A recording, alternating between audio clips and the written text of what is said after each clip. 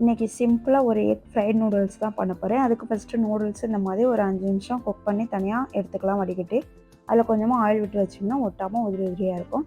அப்புறம் ஒரு கடாயை வச்சு அதில் கொஞ்சம் எண்ணெய் ஊற்றிக்கோங்க. எண்ணெய் நல்லா சூடானதுக்கப்புறமா ஒரு 2 பல்லாரி வெங்காயத்தை இந்த மாதிரி நீள நீளமாக கட் பண்ணி சேர்த்துக்கலாம். இப்போ இது கூடவே ஒரு சின்ன கேரட்டை வந்துட்டு நீள நீளமாக மெல்லிஸாக கட் பண்ணி சேர்த்துக்கலாம்.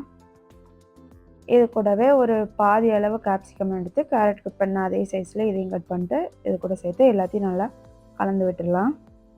இது கூட முட்டைக்கோஸ் இருந்தாலும் சேர்த்துக்கோங்க. அப்புறம் வெங்காயம் கண்ணாடி பதம் வந்து நல்லா இந்த மாதிரி வெந்து வந்ததுக்கப்புறமா டொமேட்டோ கெச்சப்போ ஒரு 2 டேபிள் ஸ்பூன் அளவு சேர்த்துக்கலாம். ஒரு 1/4 டீஸ்பூன் அளவுக்கு டார்க் சோயா சாஸ் சேர்த்துக்கலாம்.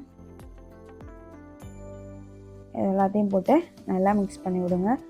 டொமேட்டோ கெச்சப்பும் சோயா சாஸும் போட்டதுக்கப்புறம் உடனே நல்லா வெந்த மாதிரி ஆகிடும். அதனால் ஒரு நிமிஷம் போல் லைட்டாக அந்த மாதிரி கிண்டி விட்டால் போதும்.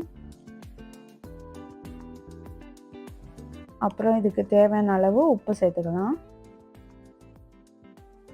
இப்போ இது கூட முட்டையை அதிலே சேர்த்துடலாம். ஒரு 4-5 முட்டை, எவ்வளோ முட்டை தேவையோ அவ்வளோ சேர்த்துக்கோங்க.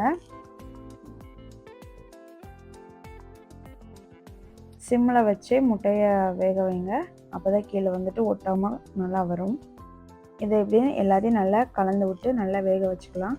இது கூட சிக்கன் இருந்தால் கூட சிக்கன் பொரித்து தனியாக சேர்த்துக்கலாம்.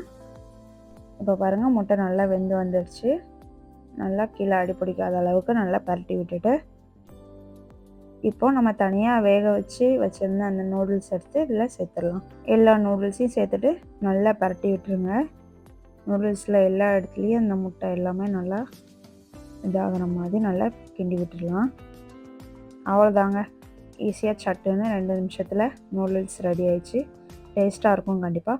லாஸ்ட்டில் இது மேலே கொஞ்சமாக பெப்பர் தூவிட்டு இது பண்ணால் காரமும் இருக்கும், நல்லாயிருக்கும். ட்ரை பண்ணி பார்த்துட்டு எப்படி இருக்குன்னு கமெண்ட்டில் சொல்லுங்கள். இது மாதிரி இன்னும் நிறைய வீடியோஸ்லாம் பார்க்க நம்ம சேனலை மறக்காமல் சப்ஸ்கிரைப் பண்ணி வச்சுக்கோங்க.